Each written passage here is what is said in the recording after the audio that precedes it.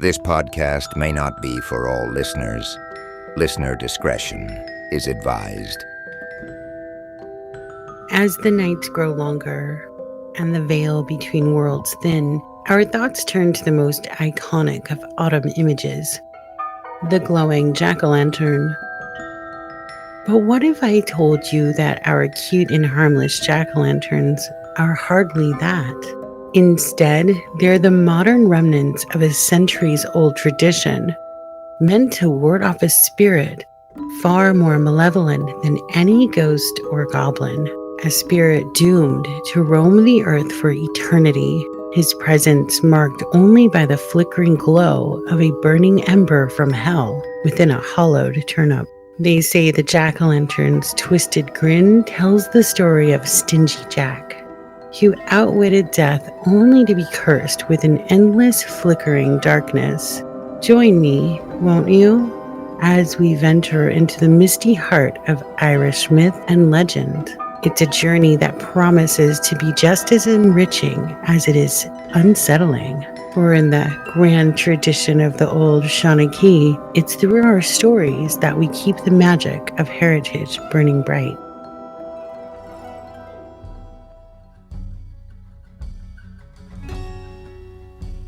In the dimly lit corners of rural Ireland, a small village held a dark secret. A man named Jack, forever shackled to the chains of his own drunkenness, plagued the streets and tormented the townsfolk. God-fearing and hard-working townsfolk crossed themselves at the mere mention of his name. They called him Stingy Jack, a moniker earned through his cruel pranks and tricks that struck fear into the hearts of all who dared enter his domain.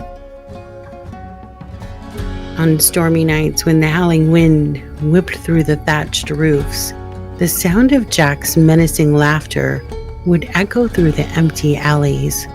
Travelers would quicken their pace, praying to avoid him.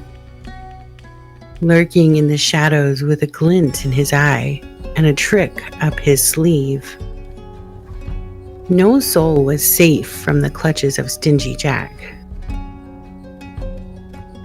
No one knows what brought the devil to the village, but the devil's presence was like a chill in the air, a malevolent force that seemed to draw the very light out of the world. Some said it was Jack's wicked pranks, his endless cruelty that had pierced the veil of hell itself.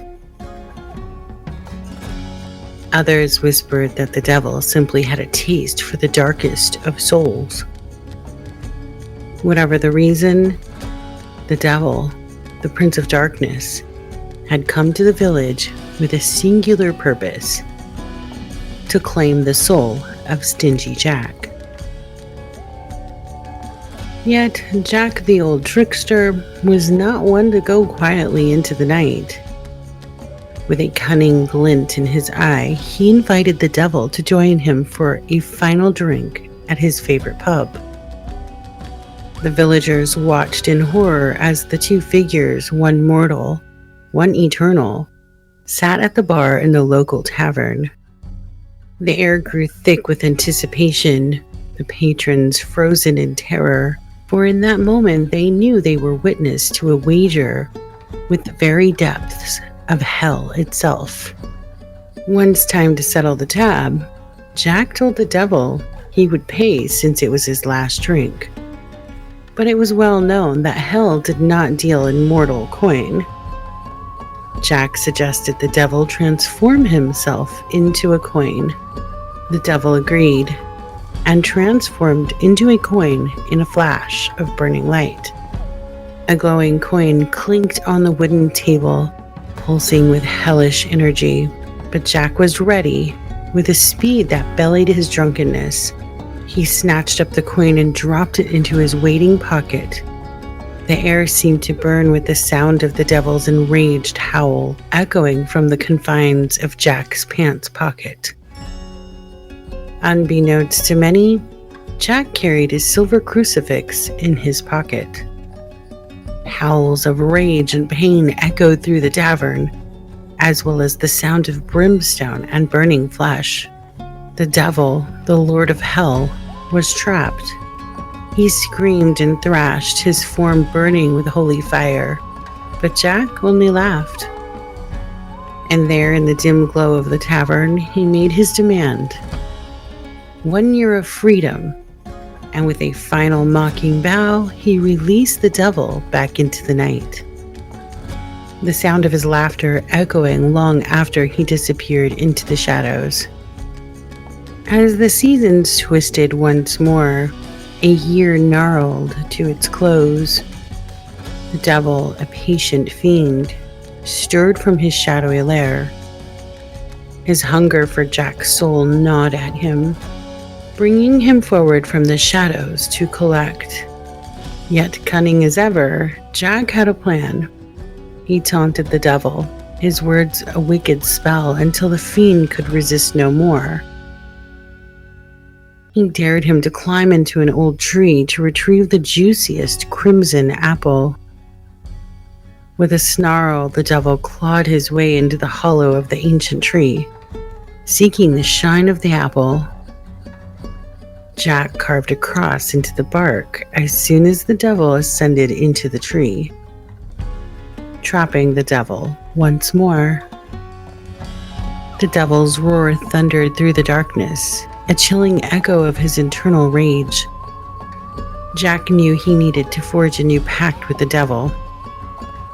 He demanded 10 years of freedom from the devil's grasp. The devil's laughter was like ice shattering on stone as he agreed, his presence vanishing into the shadows as suddenly as he had appeared. But fate, it seemed, had other plans for Jack.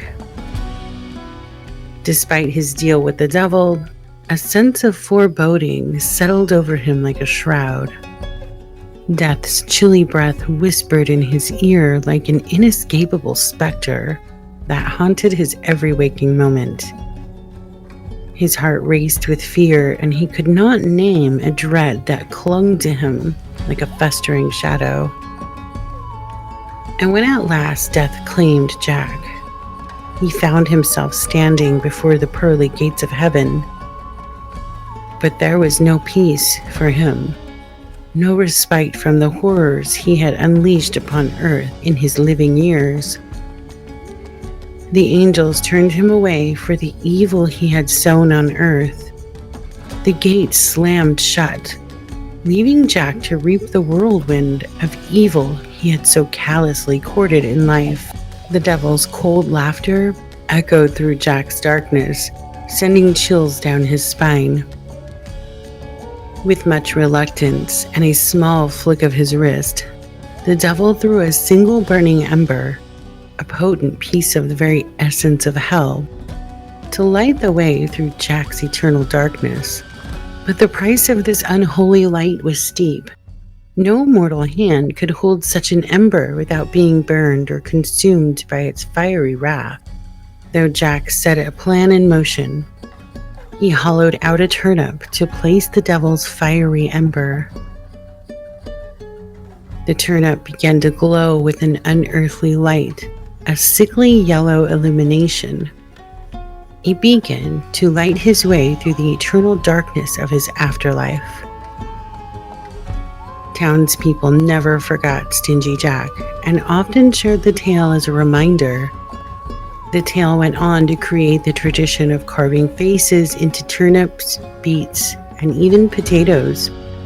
These carved vegetables would be placed in windowsills throughout the town to ward off Jack's wandering soul. In the 1800s, we saw more than just the arrival of new immigrants to the U.S. It's said that the practice of pumpkin carving, steeped in superstition, also made its way to American shores. Realizing that pumpkins were easier to carve than turnips, they began using pumpkins. With their twisted faces, the glowing creations were believed to be some type of beacons, warning off any malevolent entities that dared to roam the streets at night. Definitely changes the way we look at jack-o'-lanterns. I hope you enjoyed this journey into the enchanting world of Irish myths and legends. Behind me, you're hearing the track Earth Oak by Gustav with Rebecca Mardall. You can find more of these artists on Spotify. Great stuff. And with that, I have to say, Slán go full. Goodbye for now.